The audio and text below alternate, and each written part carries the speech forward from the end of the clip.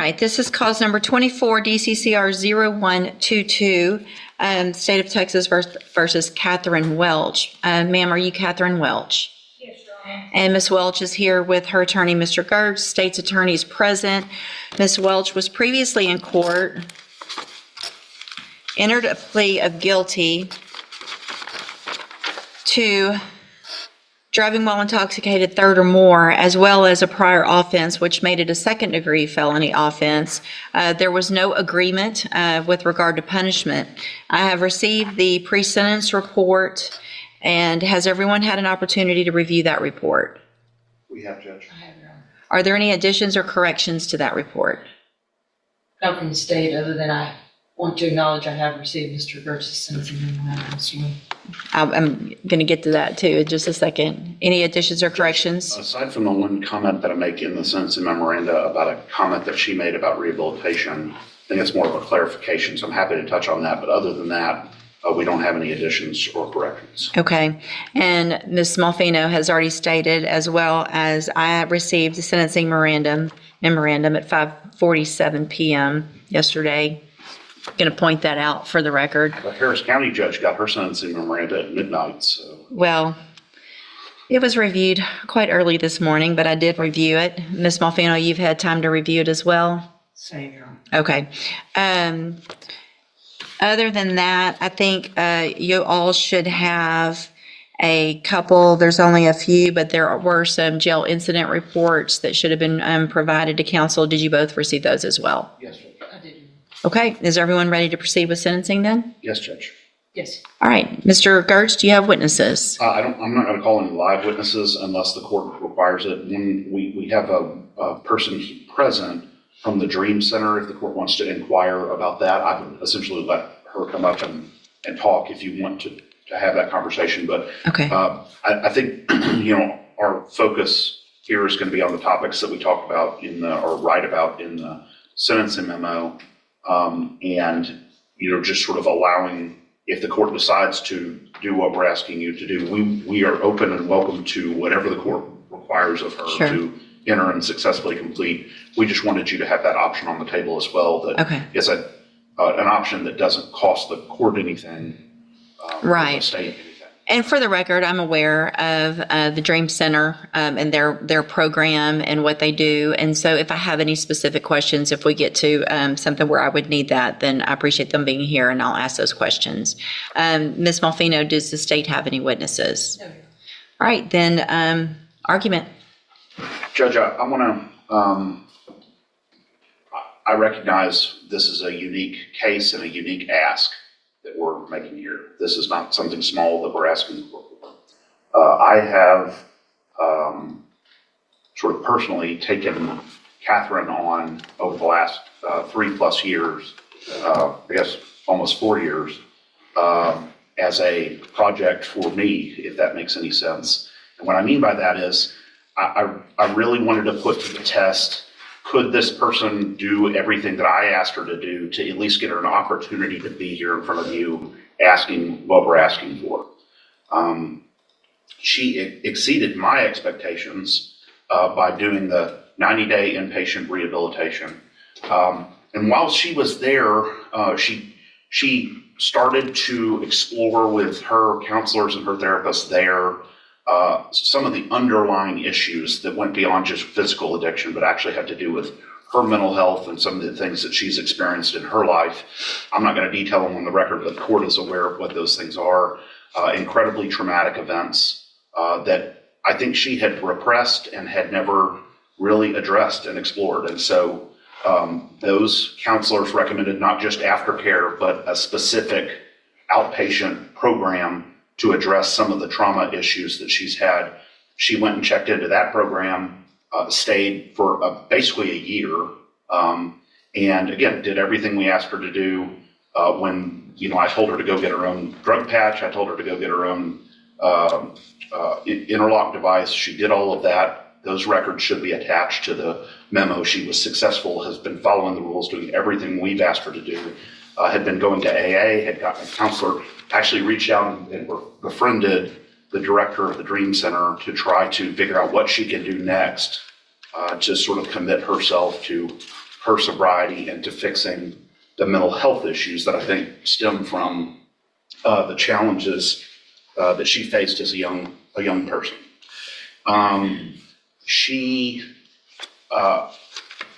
Sometimes it's easy to look at one side of the ledger, the rap sheet or the criminal history, and think that defines this person. What I have been fortunate enough to do is to really dig down and get to understand her as a human, and see that all the progress she's made, all the effort she's made, and see what she's done well and all of the problems that she's been addressing well.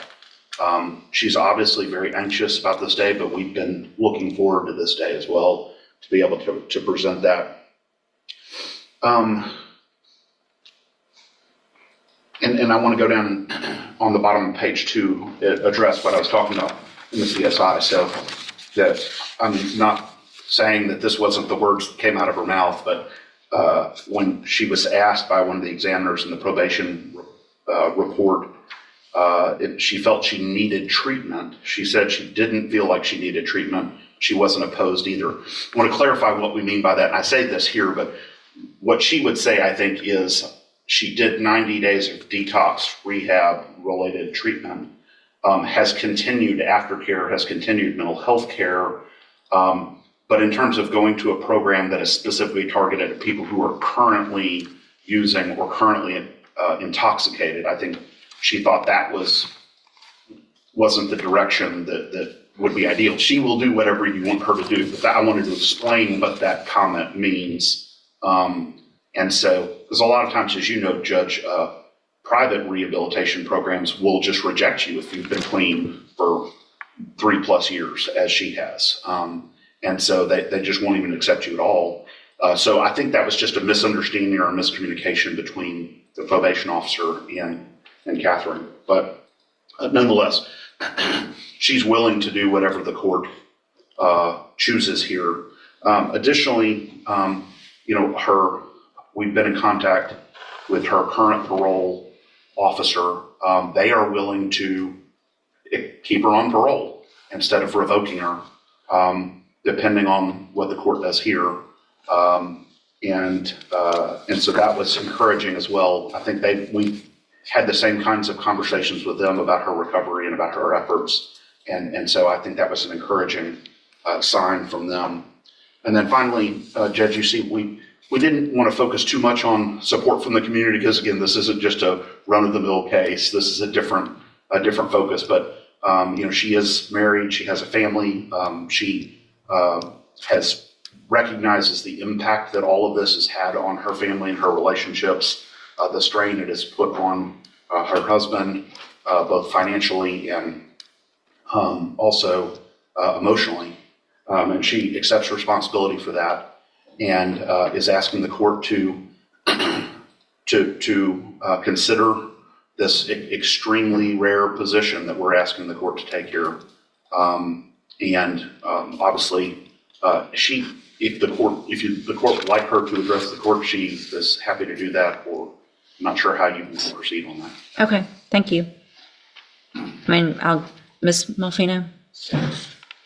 Judge, I don't envy the position that the court is in this morning. I do take very seriously the comments of Mr. Gertz. I take him at his word for that, and I hope that all of those things are true. It's difficult for me as a representative of Jefferson County and the state and the citizens that were on the roads every day to stand up and say I agree with probation, but I don't disagree with the things that Mr. Gertz has said and the information that is in his sentencing memo. To play the other side of the coin, does it suggest that she received the benefit of the doubt already by me waiving the habitual status that she could have been facing based on her number of priors? Does it seem in good conscience that I can say I ignore all of those priors? Absolutely not. But obviously, we have seen that her multiple trips to the penitentiary have resulted in no change of behavior until hopefully now in these last 3 years. And I do sympathize with Ms. Welch as an individual.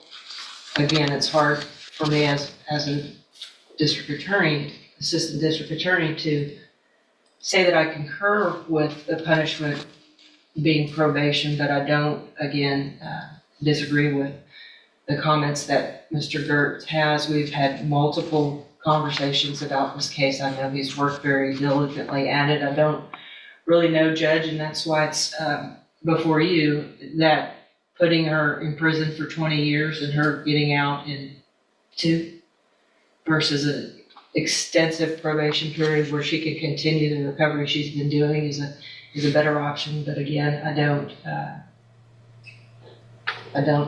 know what is in the best interest of public safety. Unfortunately, none of us do. So I would defer to the court's wisdom and whatever you think is appropriate based on the volume of information that you have before you.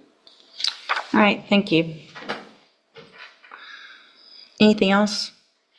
Would you like to say something, Judge? Your Honor, I just want to say that the past was fueled by drugs and alcohol. I take complete responsibility for that. I did not know from very young when things happened in my life that it could have been, some of it could have been treated and stopped earlier if I had gotten help for my mental health. That, after I received this DWI, that helped me get myself to a place that I could go into a treatment program and deal with some of those past traumas. In the past, I didn't. I medicated and drank to just forget about the pain, just numb myself out. I didn't know how else to deal with that until when I got on my mental health meds, and I had bipolar, I had PTSD, and my mind back then was very chaotic. And I just want to say, after I had my mental health meds, I was able to go through treatment at Santa Maria in Houston, and that place really saved my life. I did extensive 90-day treatment with trauma counselors. It was a trauma-informed community there. And also, when I completed that, I worked an outpatient program, but I still lived on their facility. I went to the sex trafficking and recovery program, and I was in that for about 8 months, where I got the state paid for the counseling for trauma still. And I just worked really hard in that. I got a job while I was in there. And then once that program was over, I moved to a sober living facility in Oxford House in Spring, and I worked there until I felt like I was strong enough to come home and do what I needed to do. And I was in the complete program for right out of here. And I'm sorry, I'm very nervous today, and I know that my past record is,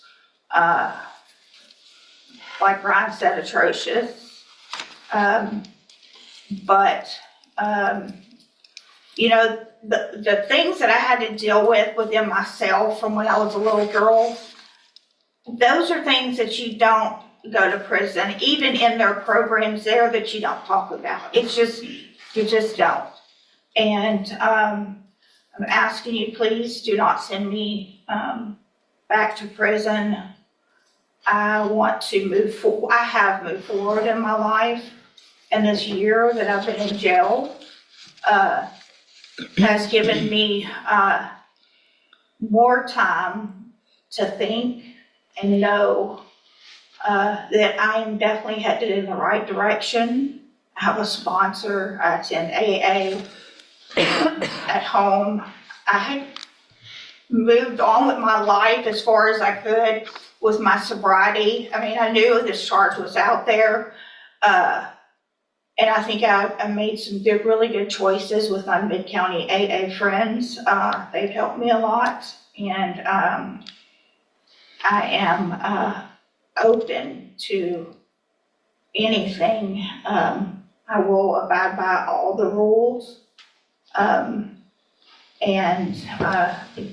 do anything that's asked of me. And I think, I know now that I'm responsible and capable of taking care of my business and my life. Thank you.